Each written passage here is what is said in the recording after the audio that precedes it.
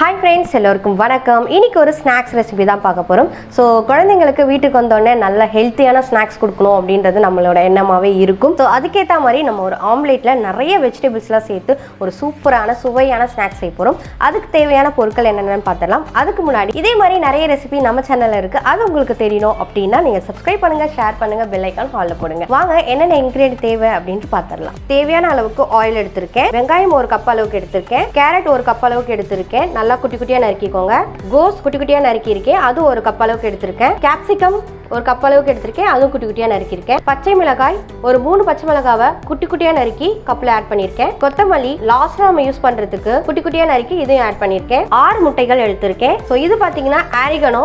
So நம்ம லாஸ்டா ஒரு ரெசிபியில ஆட் பண்ணிருப்போம். ஸோ அதுதான். ஸோ எல்லா சூப்பர் மார்க்கெட்டிலும் கிடைக்கும். இது லைட்டா ஆட் பண்ண போறோம். லைட்டா பெப்பர் ஆட் பண்ண போறோம். பெப்பர் உங்களுக்கு தெரியுதான்னு தெரியல, பட் இதுல பெப்பர் இருக்கு. ஸோ தேவையான அளவுக்கு உப்பு. ஸோ இதுதான் தேவையான பொருட்கள். இப்போ எப்படி செய்யலாம்னு பார்க்கலாம் வாங்க. ரொம்ப குயிக்கான ரெசிபி. வாங்க எப்படி பண்ணலாம்னு பார்க்கலாம். நம்ம ஃபர்ஸ்ட் எக்கை உடைச்சிடலாம்.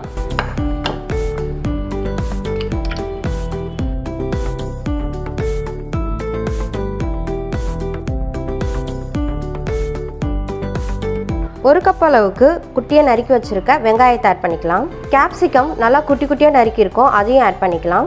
கேரட் நீளமாக போட்டிருக்கோம், அதையும் ஆட் பண்ணிக்கலாம். கோஸும் நல்லா நீளவாக்கில் போட்டிருக்கோம், அதையும் ஆட் பண்ணிக்கலாம். காரத்துக்கு பச்சை மிளகாய் ஆட் பண்ணுறோம், அதையும் ஆட் பண்ணிக்கலாம். உப்பு தேவையான அளவுக்கு ஆட் பண்ணிக்கலாம்.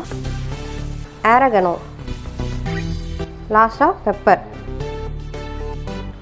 தேவையான அளவுக்கு கொத்தமல்லி. இப்போ ஒரு நல்ல விஸ்கை வச்சு நல்லா பீட் பண்ணிக்கலாம். ஸோ எந்த அளவுக்கு பீட் பண்ணுறீங்களோ அந்த மசாலாஸ் அந்த வெஜிடபிள்ஸ்லாம் நல்லா மிங்கிள் ஆகி நம்ம முட்டையோட நல்லா மிங்கிள் ஆகிடும்.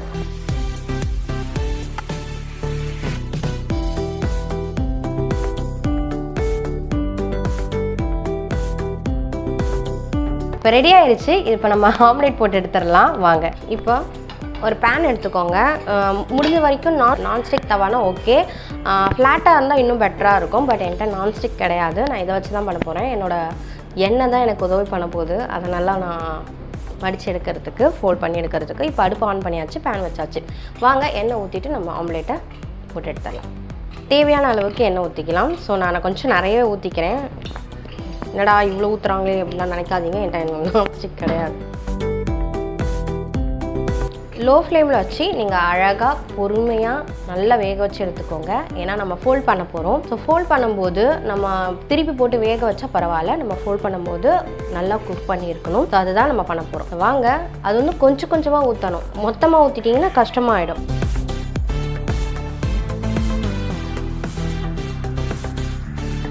இது அப்படியே எல்லா இடத்துலையும் ஸ்ப்ரெட் ஆகிற மாதிரி இந்த மாதிரி பண்ணிக்கோங்க. இது எல்லாமே நல்லா ஸ்ப்ரெட் பண்ணிக்கோங்க. இப்போ ஆம்லேட் மேலே வெந்துடுச்சு. இப்போ ரோல் பண்ணிக்கலாம் வாங்க. இப்போ ஒரு பக்கமாக ஃபஸ்ட்டு எடுத்து இப்படி அதுக்குள்ளே இப்படி வச்சுக்கோங்க. அப்புறம் திருப்பி ஒரு பக்கமாக எடுத்து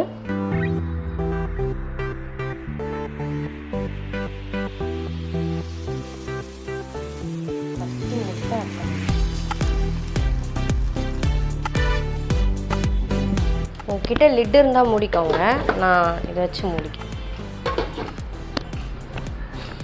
இது என்னதுன்னு கேட்டிங்கன்னா சிரிப்பீங்க.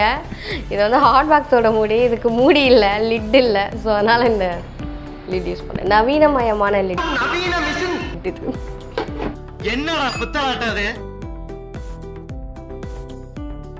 இதெல்லாம் இருக்குன்னு கவலைப்படாதீங்க, இதோட சேர்த்து வந்துடும். லைட்டாக எண்ணெய் ஊற்றிக்கலாம். நான் எவ்வளோ எண்ணெய் ஊற்றுறனோ அவ்வளோ தான் எனக்கு, இல்லைன்னா வராது.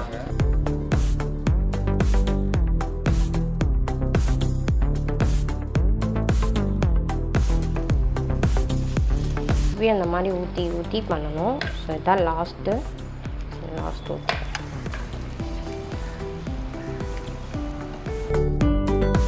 லோ ஃப்ளேமில் வச்சுருக்கிறதால இது பொறுமையாக தான் குக் ஆகும். நல்லா பொறுமையாக குக் ஆகட்டும். நீ இதுக்கும் மேலே வேணும்னா நிறைய முட்டையை போட்டு நிறைய பெரிய ரோலாக யூஸ் பண்ணிக்கோங்க.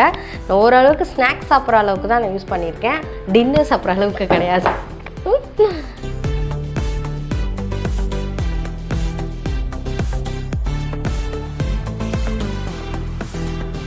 இப்போ 4 பக்கமும் நல்லா ப்ரௌன் ஆகிற மாதிரி குக் பண்ணி எடுத்துக்கலாம். ஸோ இப்போ குக் பண்ணுறது தான் நம்ம உள்ளே இருக்கிற நல்ல வெஜிடபிள்லாம் குக் ஆகும். நல்லா நம்ம குக் பண்ணி எடுத்துக்கலாம்.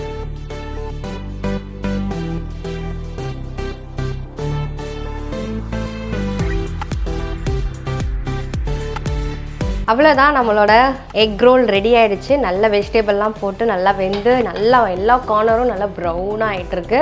சரி, நம்ம ரெடி ஆகிடுச்சு. இது பிளேட்டிங் பண்ணிடலாம் வாங்க.